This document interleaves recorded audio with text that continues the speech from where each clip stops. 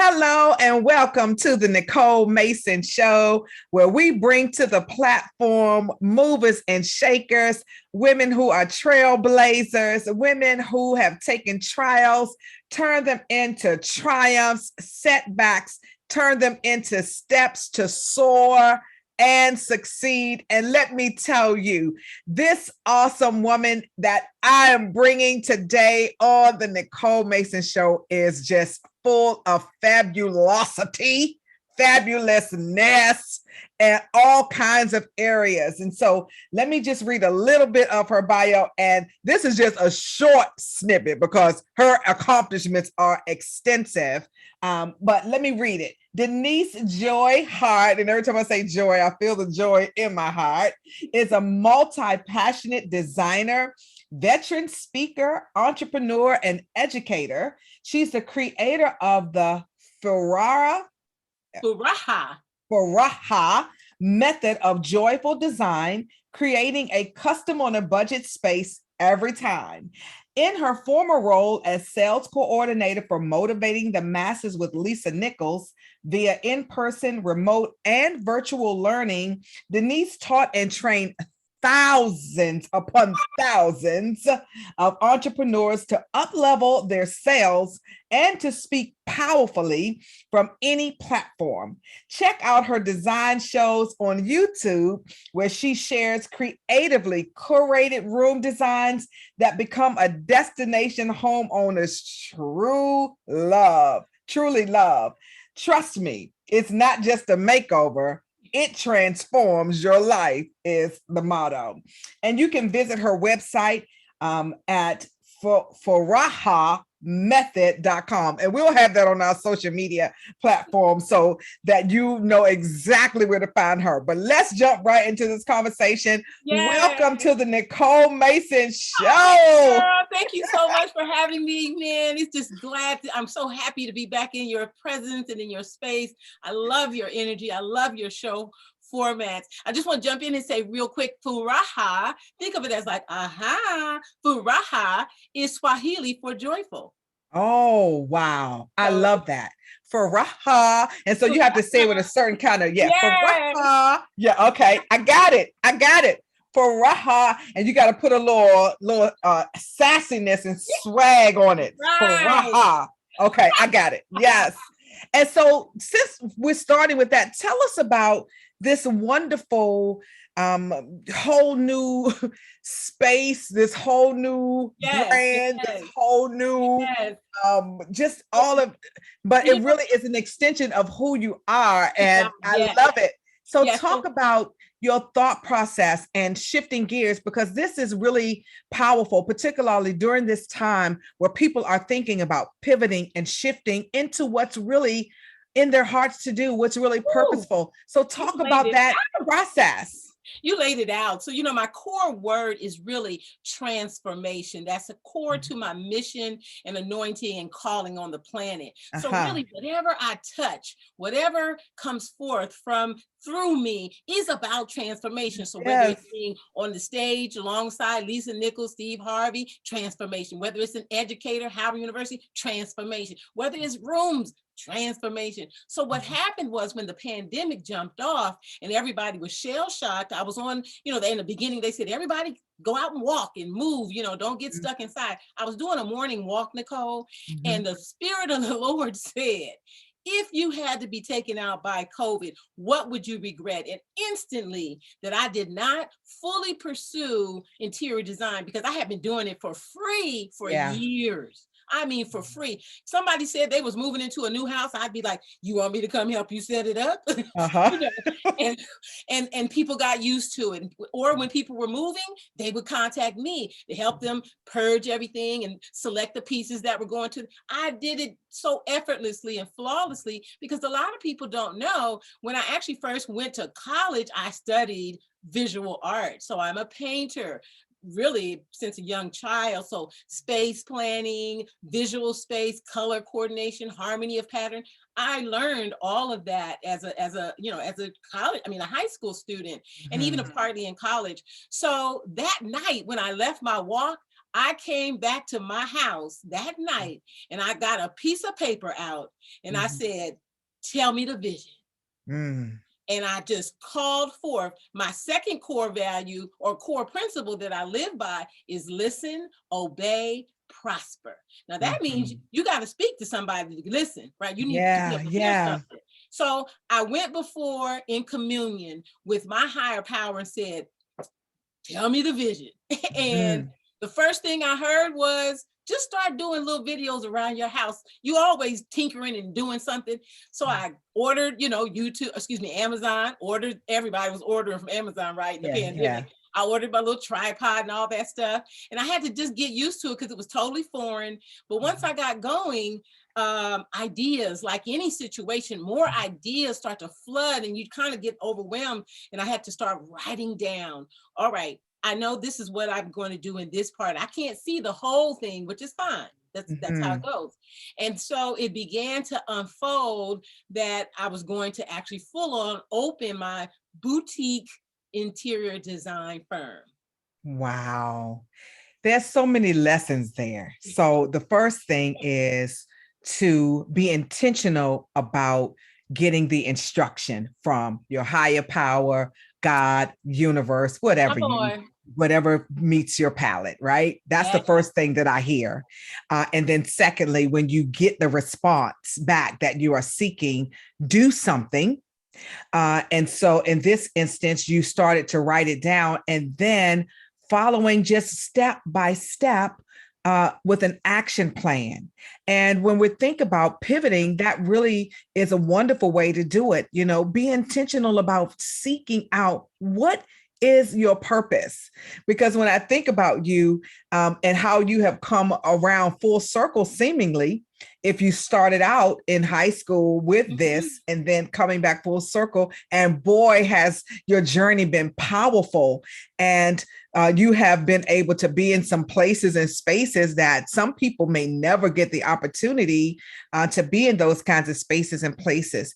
But you being there, really pouring out your joy in all of those places. And so I'm going to come back to that about your journey. And I know that this has taken on a force of its own, because now people are engaging. You have your show. Talk about all of what's happened.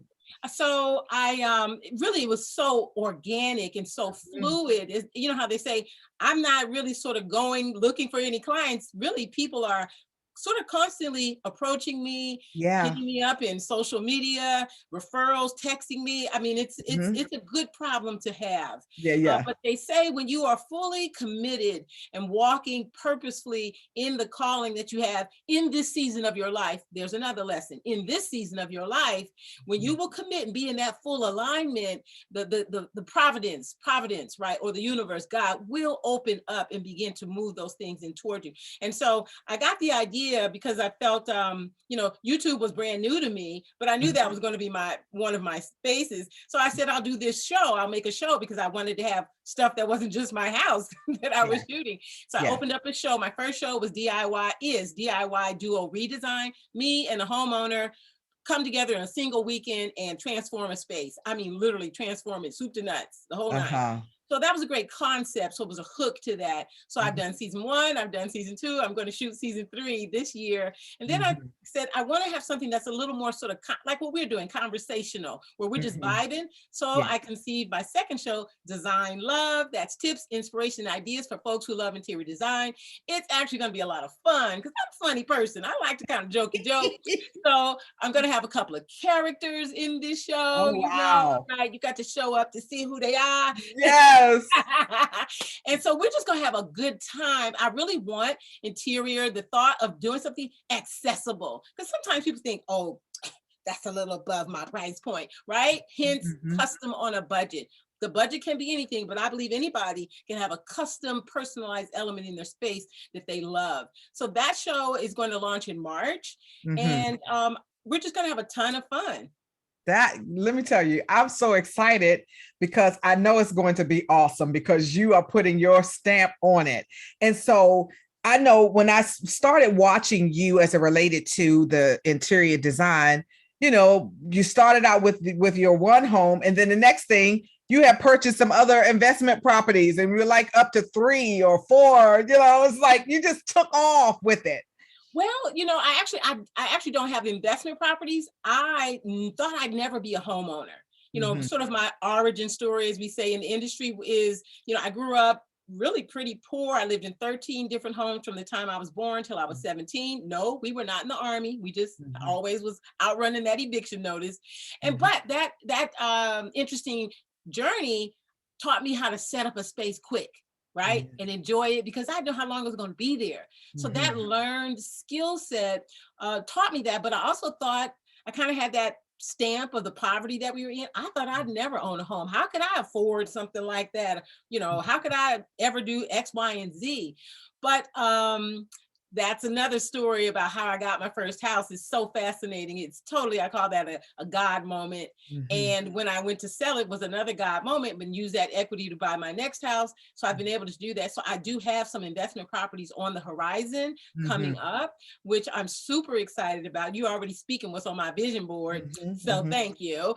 Well, that's good. Yeah, because I thought and listen, let me tell you, when I heard or saw third house, I've done my third house, I just assumed, I was like, oh, she's buying investment property. So yeah, we are vibing. Every house I purchased with whatever amount of funds. In my first house, I still don't know. Well, I know because it was a God moment, but if you had looked at everything on my paperwork, there was no way I should have been buying a house, much less trying to remodel it. But I remodeled it. And this is a tip for your listeners. Use the resources, both your physical resource and your financial resource. Use what you have and be industrious, be creative, go on YouTube, look up stuff, and you can do stuff over time to improve what you do have. I sanded those floors myself in that first house, but I had to watch a couple of videos and learn what I was doing, but here at this house, I spent over $50,000 to remodel this house inside and out. Now, I didn't even have $500 on that first house, but I made it work over time. Yeah. And that's really good. That's a very powerful point, not just try to do everything at one time, because I think that's what gets overwhelming. You have all these different things, that you need to do and want to do, and then you just don't do anything because you don't know where to start. Here's a second tip. And really, this is at any price point, particularly nowadays with the power of Facebook Marketplace. When you want something, go on Facebook Marketplace. It's one of the first places I tell folks to go. And look, you can find vintage or antique items from different time periods, or gently used or, well-loved and cared for items. People are turning, in fact, I sold a couple things over Facebook Marketplace, and people are like, this hardly looks like it's used. Well, it's not. People are, we're in that time. So you can get good pieces from decor to floor covering, from furnishings. I sold a couple of rugs that people were astonished. They were in such great shape. But so you can really get something very nice at any price point and uplift your space. Yeah. Well, and I think the other thing too is you have to have the eye for it. And I'm hearing you. You have to have the eye and you have to have the love for it. And I'm one of those people that, it's like stay in your lane of brilliance. If that's not your lane, then you need to reach out to Denise Joy Hart at For Aha. Okay. For Aha Moment. Okay. .com, because I'm telling you, you have the flair for it, the eye for it, the love of it, and that's what makes a difference. It's like people who cook, there's a difference between people who cook who love to cook and people who cook because just they have to cook. The food tastes different because of the love that's engaged in the process of doing it. And so let's switch gears, because you mentioned it, you're a serial entrepreneur, and you're also an educator.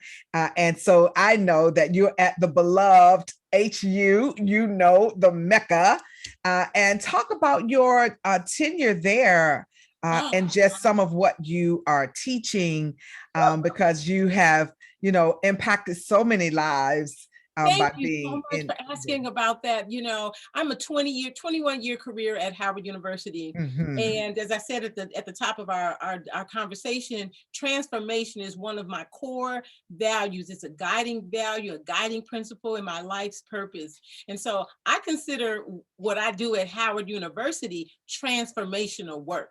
So I always say to my students on the very first day, or at least the first week, we're going to do two things. We're going to accomplish two things. We're going to transform your mindset and your skill set, because you need both of those so that you can advance forward towards the goals that you want to achieve in your life.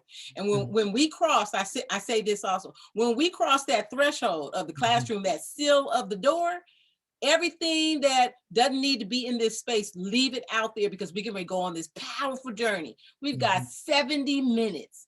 And I'm telling you, they buy into that. They don't want to leave at the end of the class, okay? And I'm like, y'all gotta go. I got another class, you know. But it's powerful, powerful work. Now, I teach in the theater. As I said earlier, you know, I took visual art, and honestly, I tried to study set design when I got to college at Howard, but they didn't have it as a major, hence the interior design, set design. So I studied acting instead, and writing, and had a very nice career in those areas. But I teach writing. So I did get my master's degree, MFA degree out of Sarah Lawrence in New York in playwriting and script writing. So I teach writing, TV script writing, and storytelling. You know, interior design is also storytelling, though. It's the first thing I think about is, what's the story in this room? What's the feel? What kind of memories do we, oh yeah, girl, what kind of memories do we want to build in this space? It's still storytelling to me. So it's just from one modality to the other. So I love that God requested of me to use this purpose in the environment with young people. It's the best. I mean, I have told them I will retire within 8 years. So whatever we're going to do together, because I this is my retirement gig. My design firm. This is my retirement gig. Absolutely. Yeah, that's so powerful. And when you can connect the dots like that in your life, it makes life so much sweeter. And I know that some of the people who might be listening, you know, are just saying, you know, I don't know what my purpose is. Talk a little bit about what you would advise them, because you were coaching long before coaching was popular for people. You know, what would you, how would you coach that person who's listening, you know, how to get started to find that sweet spot, because you found the sweet spot in your life?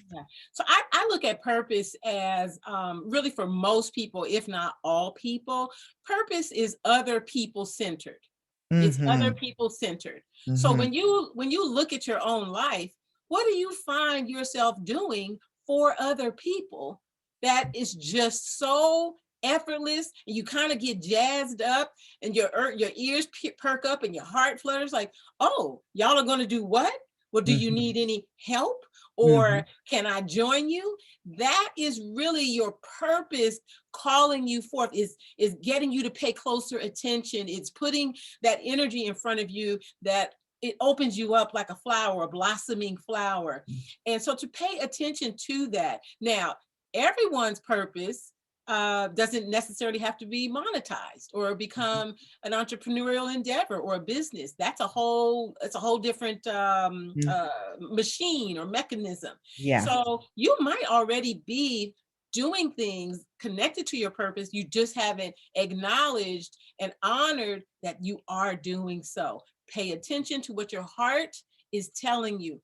Similarly, when you're doing things and it literally is draining the energy from you, it's just draining you, you're not in your purpose at all, in any way, shape, or form. And so I made a decision many years ago that what I was committing to had to give me a significant amount of happiness. In fact, joy. It had to give me a reciprocal joy. It had to be return. I needed a return, because, you know, you commit long hours and lots of time. And so, of course, I get tired and fatigued, etc., because I'm a human being, you know, right? Spiritual being having human experience. So I have to rest the physical instrument. But man, when I'm synchronized and in that purpose zone, oh my God, I am lit all the way up. Okay, all the way. High octane, having fun, Yes. just engaged. Like, come on, don't y'all want to do some more? And they're like, no. No. Okay, fine. Well, Everybody else is tired and you're just energized. I tell you. Going. So yeah, I would give that advice to take that look, ask those inner questions. How does this make me feel? Well, could I find myself doing more? Do I want to create a monetized mechanism around this? And if so, that's something different. Yeah. And that's really wonderful. And I'm of the mind, just like you said, the purpose is it comes so naturally to us that sometimes we miss it because we think purpose is supposed to, be some big, thing that announces itself. No, it comes so naturally. And to the monetization part of it, I once heard someone say that the thing that comes to so naturally to you is the thing that you should be charging the most for. Yeah. I was like, that is so true. Yeah, because it comes so naturally to you that effortlessly. I'll give you a quick example. I was actually just speaking to a potential client today, and she wants to refresh her entire first floor, about 1,200 square feet. It's a pretty big colonial home here in DC. And I said, how long have you been engaging in your mind? She said, well, last year we really got serious about it. And I said, oh, well, that means you've been thinking about it a couple of years. And I said, think about how much time you sort of have lost benefiting from if you had taken that, we say pull the trigger or taken a step to have done this, engage someone and to have done this, and just the bountiful experiences. They treat their living room like a pass-through. Nobody wants to stay in there. The furniture's not comfortable, this whole thing. And she said, you are so right. And I said, she said, I don't know how to do the colors, and I said, so don't make it hard on yourself. Hire someone, whether it be me or somebody else, hire someone else that's their joy, and they're gonna make it look so easy. You're gonna think, dang. Yeah, that's just so true. Do it. Yeah, that's so true. And I wholeheartedly agree. Now I have to ask you, because the time runs out so quickly as soon as we're getting good, but I have to ask you because I know that you shared about your get out of debt whole experience. And I think that many people going through this pandemic, coming out of it, trying to get themselves prepared, recalibrated, to, get out of debt. Share that powerful story with the audience. Well, I was fairly newly divorced in undergrad. I always say I kind of did everything that people think should be at a certain time. I did everything kind of later, went to college later, just all kinds of stuff. So anyway, I was a little older college student, so I graduated and had a ton of debt.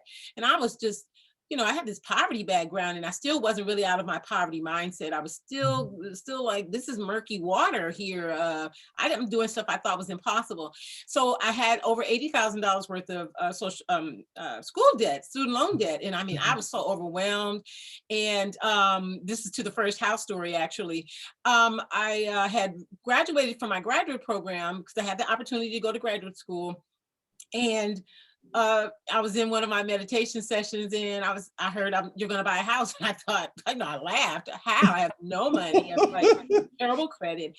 And I was literally led to every person who was the right person for every part. So I thought I was going to do this 5-year plan, right? And sit on this house, let it build equity and sell it, and, take whatever equity had accrued and pay that debt down. Well, in 2 years and 10 months, I literally was watching the television, no lie. And it was October, and the newscaster said home heating oil is going to be really high this coming winter. And I yelled at the screen, don't say that, nobody's going to want to buy my house. Then I stopped and thought, why am I saying that? I don't want to sell my house. I don't want to, what would make me say that? I got up, and I had that irritating feeling, that little tap on the shoulder. And it was the Spirit of the Lord. And I literally yelled out loud, oh, you want me to sell my house right now, tonight? I'm all, I'm having this. And I heard, right now. Remember, listen, obey, prosper is my, I got on the phone that moment, called my agent who sold me the house and said, I think I might want to sell my house. I think. She said, really? I have a client who's looked at every house in your neighborhood. She lives in an apartment complex a mile from you. Can we come tonight? Wow. Yeah. They Wow. came to the house. The woman wanted the house, bought the house. I had to move out in 30 days. I made over $145,000, paid off every penny of that $80,000 student loan, and then some. And then the real estate market crashed the very next year. Wow. Nothing, Wow. nothing but. But see, here's the thing. There's hearing what we say, oh, we're hearing from the Lord, but will we stop and listen? Will we? But listen, I tried to jazz it. What right now? I got an attitude, talking trash, talking smack. But when I heard right now, I had been practicing listen, obey, prosper long enough to. I said, this is a defining moment. I'm either going to listen and reap whatever is out of that or not. And so that was a true bountiful moment for me. And but I still had to practice good sound financial principles. I had to learn, I had to listen to webinars. I'm trying to think of stuff back in the day before we kind of really had YouTube. I went to the library, I would check out books. I was committed to doing whatever I needed to do to help me unlearn a learned poverty consciousness, because that was really where I was. That's so powerful.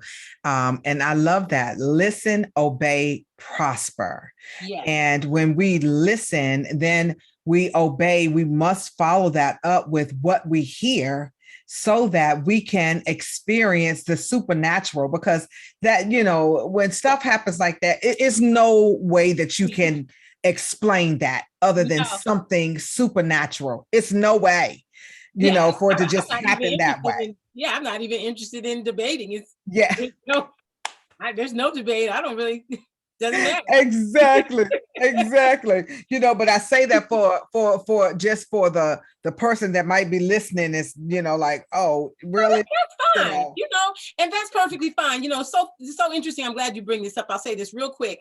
I used to study with a creativity coach. When I first started coaching, it was in the creativity realm, like you said, long before really coaching was a thing. And the gentleman, Dr. Eric Mazel, is an atheist. And I never forget, I was on Facebook and, I had tagged him or something, and someone's put in my DM, Facebook Messenger, hey, sis, be careful. He's an atheist. And I replied and said, that's okay, because I'm not. Yeah. I'm not. It's just as simple as that. That just didn't even faze me. I thought, okay. And that's his choice and his right, but I'm not. Yeah. So I'm good. I'm really okay. I'm not even debating it. Exactly. And that is so awesome. It's so phenomenal. And the whole point of that is, let people be, and they should let us be, right? That's right. Yeah. Let everybody be who they are, where they are. We're fine. Exactly. That is so amazing. And you are amazing. I love your mindset mojo movement that you have going on social media. That's and certainly want people to link up with you. So tell people how they can get in contact with you, because this is just awesome and amazing. Sure. The work that you're doing. Just wants to reach out to me, you can just send me an email. Right? This is my first email, and I'm never going to get rid of it. Way back in 2008, Motivation Mama, Motivation, MAMA, Motivation Mama at Gmail. Way back when Twitter first came out, that was my first Twitter handle, Motivation Mama. And guess what? People will remember that. Motivation Mama. Nobody wants me to get rid of it. My students still call me the Motivation Mama at Harvard, all of them. And so we'll definitely have it on our social media platforms. I want to thank you so much for taking the time, because I know you're crazy busy, because people want their spaces transformed. And you're transforming the lives of the young people and just doing some great and amazing things. And so thank you so much for joining us again today.